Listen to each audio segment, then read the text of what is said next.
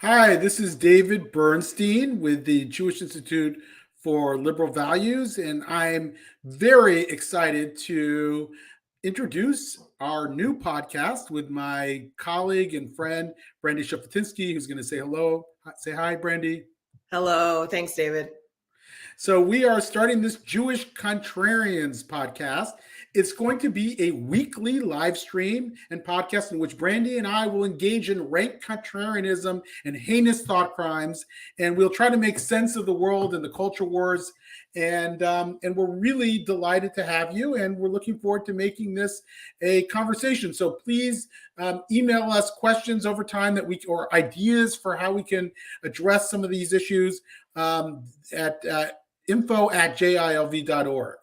So today we are going to be talking about education. We have some really interesting hot topics in education to talk to you about.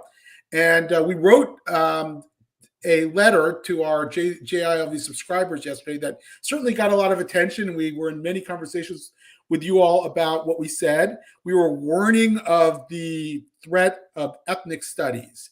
And we're going to show you some examples of this in a minute. But Brandy, first of all, you're from California, and you've spent the last few years really working on ethnic studies in California. Tell us what the trajectory of this has been. So unfortunately, the trajectory isn't good. I think when a lot of people heard about the introduction of ethnic studies in schools, they got excited, as I did, thinking that we're going to have a more robust curricula for students to learn about history, diverse history that includes the many, many stories and experiences of all people who kind of make up the fabric of our nation.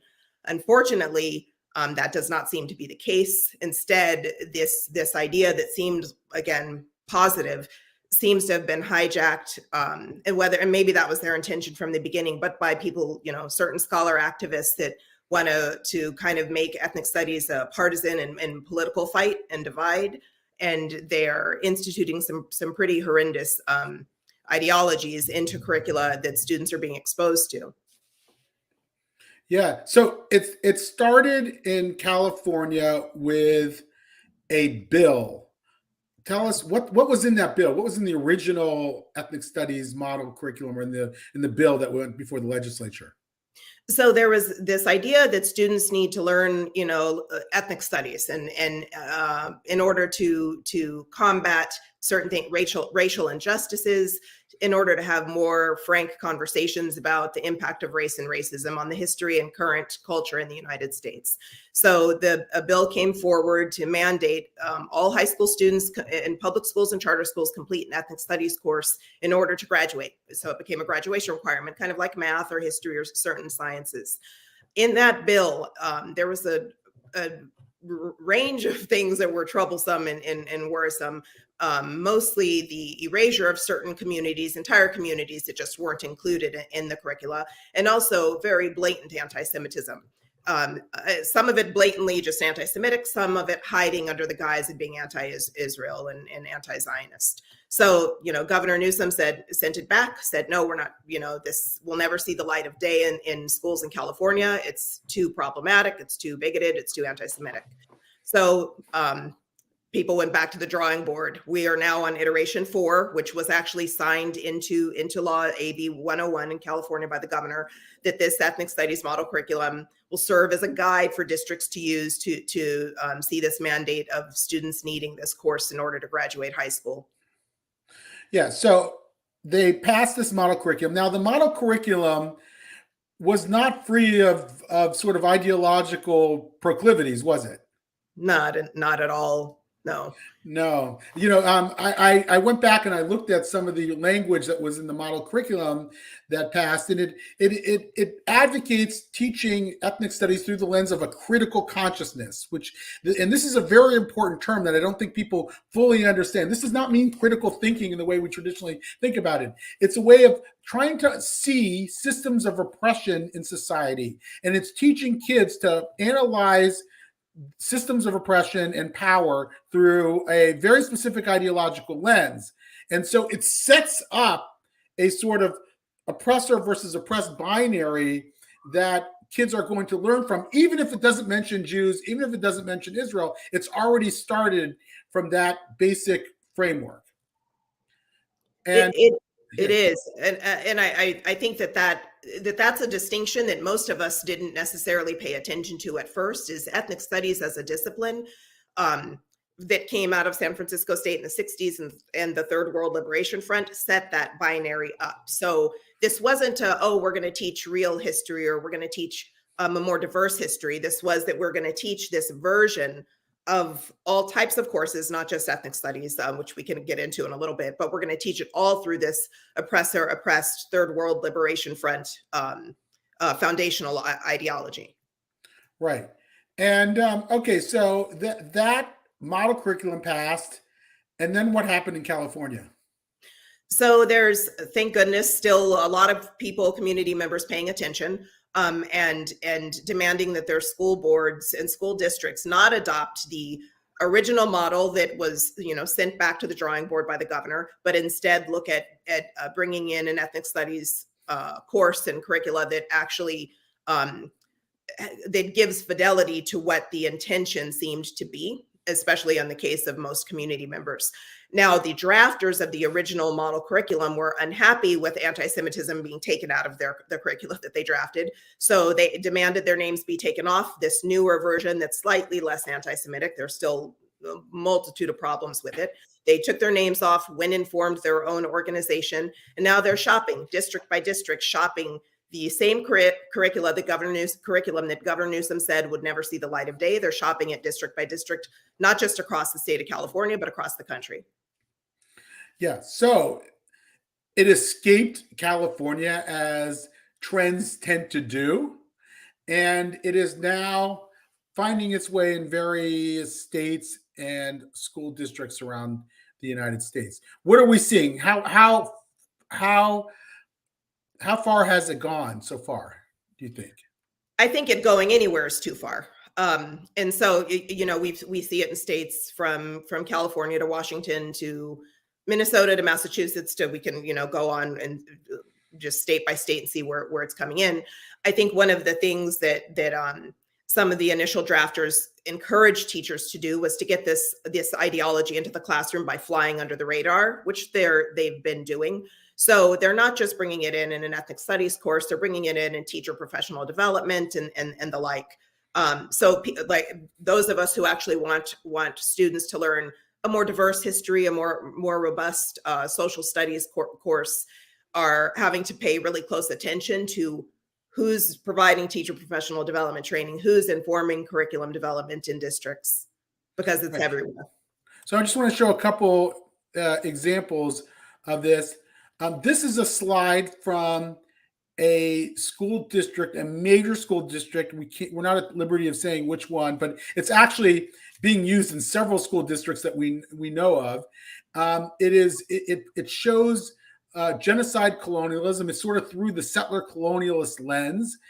You can see how on the far right, how United States is portrayed as a country that once belonged to indigenous people, and how now it's been emptied of indigenous people. That's the basic framework. And then you can see sort of center left here, how Israel's being portrayed. So at one point, Israel was, a Palestinian country, they say, then slowly Palestinians have lost, been depopulated. Now, obviously, these are falsities. I mean, it's just, that does not show where Palestinians live. There are millions of Palestinian Arabs who live inside of Israel. So this is not an accurate portrayal by any stretch. But they're teaching kids a very specific ideology and a way of looking at the world.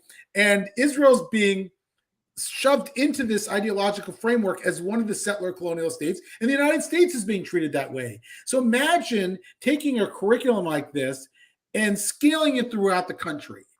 Imagine K through 12 schools in many school districts in many major areas teaching this to every kid in the school district.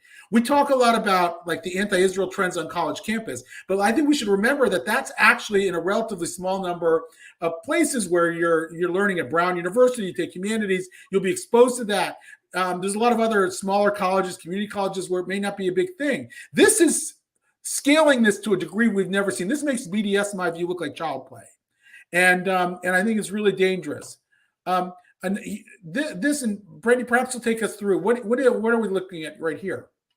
So one of the first things that this group, the Liberated Ethnic Studies group, did when the mandate was passed that all high school students in California would have to take an ethnic studies course in order to graduate, is the first lesson that they developed was teach Palestine. This was the first thing they did. They didn't go into Black history, into Latino American history, Asian American history, Native American history. The first thing that they put their resources into was this, teach Palestine. And again, I think it just kind of shines a light into what the underlying ideology that these scholar activists are attempting to get into schools, which isn't a truer telling or a more robust telling of the American story. It's setting us up, not just using the oppressor-oppressed binary to teach everything through, but it's using that to then push forward this idea of settler colonialism that just isn't true. And we can have disagreements about what's happening in Israel and how Palestinian Arabs are treated, but the historical fact is there never was an Arab state called Palestine. Palestine was a British mandate. And so if we're going to teach real history, we need to be true to history, which actually I think is getting erased. So in my point of view, the way ethnic studies is unfortunately being rolled out in K-12 education isn't only bad for the Jewish people, it's bad for all students. It's an erasure of Black American history. And right. As a Black American woman, it's offensive to me. Right. Now we are going to be launching a national multi-ethnic coalition effort to oppose ethnic studies. Stay tuned for greater details. We're going to be building up a multi-ethnic community that includes Black, Jewish, Asian, Hispanic, Muslims, and others who oppose this ideology and oppose the way that the curriculum is being taught in schools. We're going to be doing some media around this, and we're going to be contesting this at the local levels and the state levels where this is popping up. So this is going to be a very big part of what we do because it is really, really dangerous. And unfortunately, there are Jewish institutions that mean very well, but unfortunately do not quite fight this in the way that they should because they're worried about alienating their progressive coalition partners. And for us, that just can't be the case. We're going to fight this, and we're going to make sure that that this does not spread any farther than it should, which is nowhere. All right, so moving on for a second. You know, this is not the only educational battle, the only educational arena. Ethnic studies is still being taught in probably relatively few places, except in California, and it's growing. But what is happening is many school systems are adopting new educational curricula and pedagogies around diversity, anti-racism, and the like. So my kid's school system, Montgomery County Public Schools, recently underwent an anti-racism audit, a very extensive process, and they are now going to be changing the curriculum and so forth. This hasn't been completely officially adopted yet, but it will soon. Now, here's the thing. They are already using very, very radical curriculum materials to teach about anti-racism. This is not what most of us would even think about anti-racism. And I want to actually show you what is already being taught in certain Montgomery County public schools. And by the way, we know this is also being taught in New York. We know it's being taught in the Boston area. I suspect this is being taught in a lot of places. It just MCPS is just one of those school districts. So this is on the left, you'll see this picture of the neo-Nazi protesters at Charlottesville carrying around their tiki torches. Where are they, Brandy? Where were they? Where did this take place? In Charlottesville. Outside of a synagogue. Oh, yeah. Right. That's what I said. So it says, being honest with ourselves, did we look at this image and think that's not me? Or am I not that kind of white person? Or not all white people are like those white people? Do we want to view ourselves as good white people and distance ourselves from bad white folks? How does this good-bad binary get in the way of accepting that we are participants and reinforcers of a system of white supremacy? So what this is doing is it's saying that everybody's complicit in this system. Everybody is like those guys with tiki torches. What's ironic about this is that these guys were marching outside of the synagogue, where the people inside were probably being deemed white by the very people who wrote the slide. And so it's conflating the victims of this with the perpetrators of this and saying they're all the same because they're all part of the white supremacy system. And I think that's extremely dangerous. And that is being taught not as one way of looking at the world. It's being taught as really an exclusive framework. This is being taught as fact. And I just want to share one more slide, and then Brandy will discuss this a little bit. This is a pyramid that they show. It's overt white supremacy, so socially unacceptable in the middle, and you have covert white supremacy, acceptable. So what's considered covert white supremacy? Any denial of racism, any denial of white privilege, virtuous victim narrative, not believing experiences of people of color, a celebration of Columbus Day, self-appointed white ally. All of these things, by the way, color blindness, which is here, it's in the blue part toward the bottom left, is viewed as a expression of white supremacy. So anybody who believes in any of those ideas could be then lumped in with white supremacists. So if your kid in school says, well, I'm colorblind, even if, an innocent comment that has a discussion, they can be treated as somebody who's actually expressing white supremacy. Brandy, what do you make of this? What do you make of this white supremacy culture framework that's being taught in my kid's school system and probably other school systems around the country? The biggest problem I have with it is it isn't actually it's not honest. There isn't a sincere effort to have discussions that may be difficult for some, less difficult for others, about the impact of race and racism historically and currently. What it does is it makes it seem that everything bad can be blamed on so-called white supremacy culture, which it can be, some can say that that's bigoted in itself because it doesn't allow for the agency of non-white people to possibly also engage in their own forms of prejudice and bigotry. But it flattens the whole idea to all of these things, or we're going to attach them to this monstrosity called white supremacy, and we're going to talk about how bad it is. But the thing that is most fascinating to me is that, okay, they've laid this out here. There's no solution. So what do you do? Right. So all of the school districts, all of the corporations, all of the nonprofits that adopt this type of ideology in order to address and confront racism, they have no solution. It's this never-ending cycle where certain people in certain industries are able to actually make names for themselves and make careers from themselves out of a lot of problematizing and not a lot of solution focused ideas. Right. And also this framework of white supremacy culture holds that practices like being on time, promptness, or being hard work are white supremacy values, and ignore the fact that there are many, many people of all cultures who also hold dear these ideas as well. I mean, go to South Korea and tell me that they don't value promptness. What do you does that concern you at all, that focus on seeing what we consider just primary work values to be associated with whiteness and white supremacy? I mean, I think it highlights the very bigoted nature of the people that subscribe to this ideology.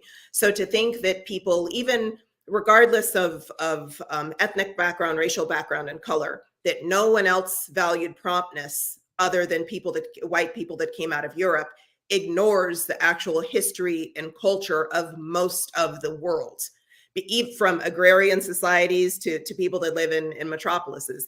But and I say this as the granddaughter of sharecroppers, to think that they didn't have to be on time to farm their land, it's nonsense. It would be laughable if so many people weren't adopting this as canon. So which makes it, it's not funny. It makes it scary, but it's that ridiculous to me. And I think that the underlying prejudice and bigotry and racism that's coming out of this ideology worries me. Yeah. Matthew Iglesias, the writer commentator, called it stupid or dumb, and he calls it that because also it really, every country, every institution, by the way, has some kind of dominant culture which is going to favor certain cultural practices and disfavor others. It's not like you can go to Mexico or Ghana or Malaysia, and they don't have a dominant set of cultural practices that if you're not from that culture, at least in some way, you have to adjust to. That is not supremacy.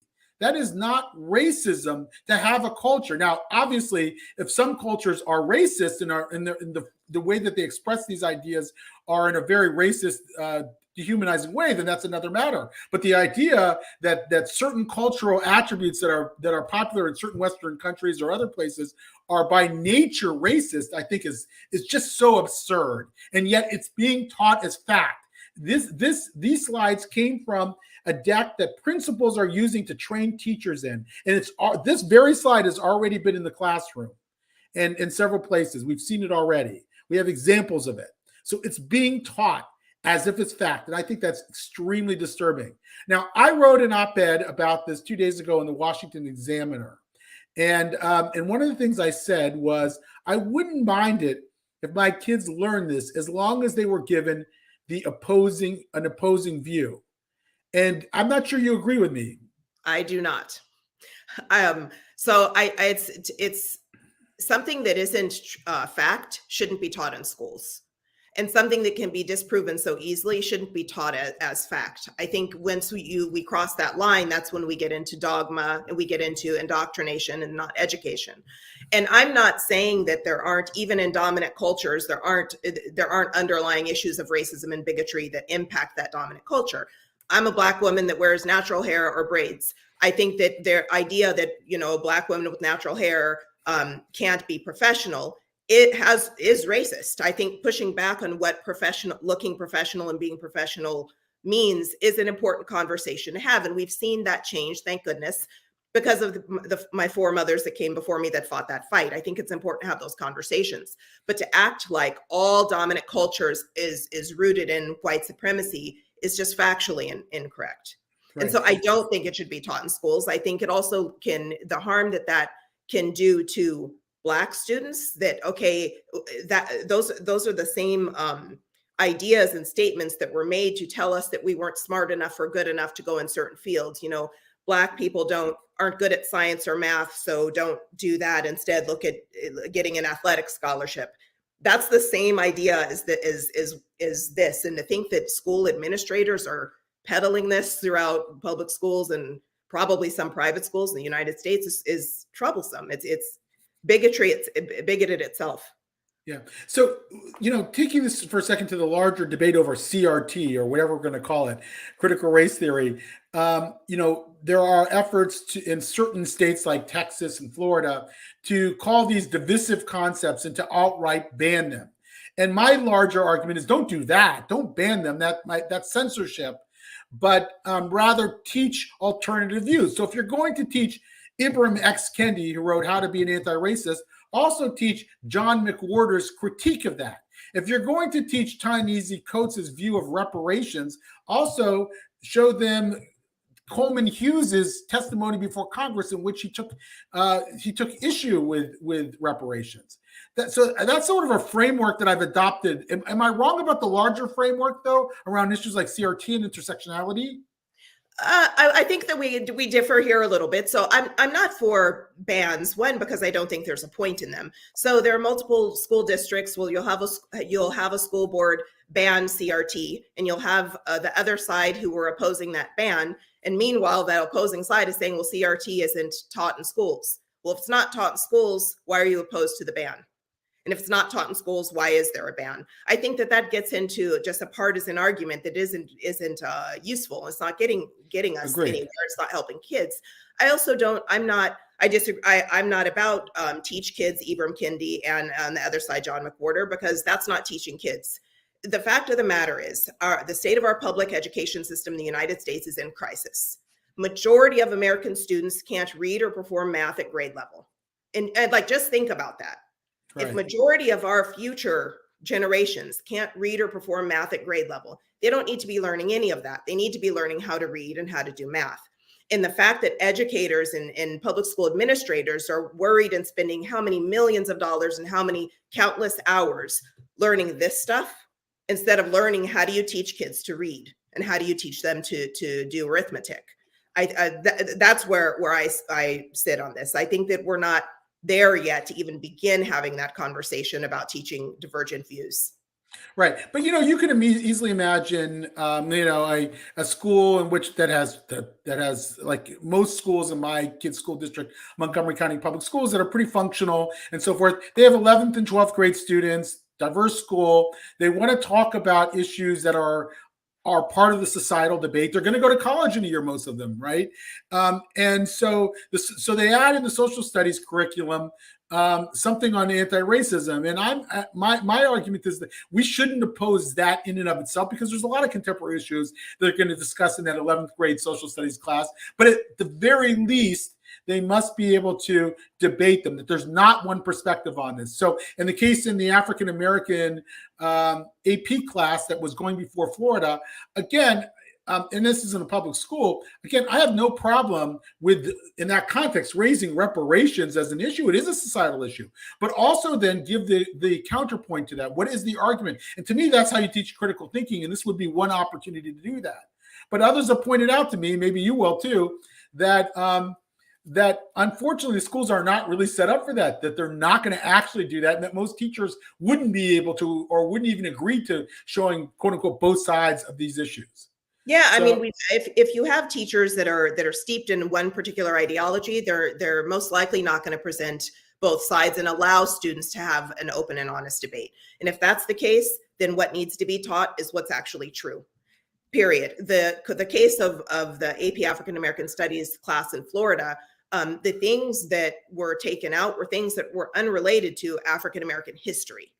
And there's a difference between a studies course and history course, whichever side, people fall on, and what should be taught. And reparations is that conversation is a part of African American history. Should that be part of what students are learning about and debating about? Of course. But if you have a teacher who shuts down conversation, that disagrees with her ideas and her points of view, that's when it's problematic. And unfortunately, that's what we're hearing from students. That's what's happening in schools, which is why I say that's where I disagree with bringing both sides in, because both sides aren't being brought in. Right, and they won't be brought in, even if idealists like me suggest that they should. You are actually have a PhD in education. You've spent some time in education colleges. Why do you think so many teachers have sort of drank the Kool-Aid on this? An EdD. I have an EdD in international multicultural education. I think that's a longer conversation that we may want to have next time. But I will touch on it for a second. Some of the research that I've done shows, schools of education are one of the departments on university campuses that have been captured by a one-sided ideology. And I'm not even getting into the point of whether that ideology is valid or not. It's just showing that it's making something very skewed. It's making our current and future educators skewed. We're giving them one tool to address issues instead of giving them a toolbox. And that's my biggest concern as far as what's happening in colleges and schools of education. Thank you. Well, I really appreciate that research that you've done. It's very enlightening. It's very scary, by the way, because it shows how deep the rot is in some ways and how hard it will be to unravel all this. So I think we're going to have to spend more time on that in the future, as you said.